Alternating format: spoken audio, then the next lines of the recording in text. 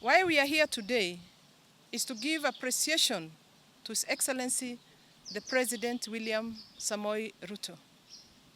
On his visit the 7th of February to Wajir County, we requested as people from Wajir North for him to consider one of our own for a position that will be available when opportunity arises.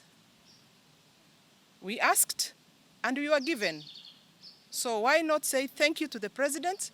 Why not say thank you to His Excellency the President?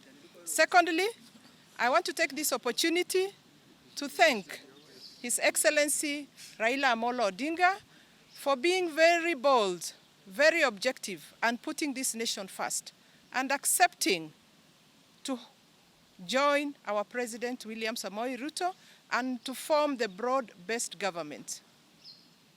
Through this broad-based government, we have been given an opportunity to serve in this government. We want to thank the President for retaining our sister Omi Bashir and for giving us a new appointment, Ahmed Abdisalam. This is historic for us, the people of Wajir North and the people of Wajir County. For the first time, we are being given an opportunity to serve as a principal secretary in this government of His Excellency William Samoei Ruto. Thirdly, I want to appreciate the reform agenda by His Excellency William Samoei Ruto.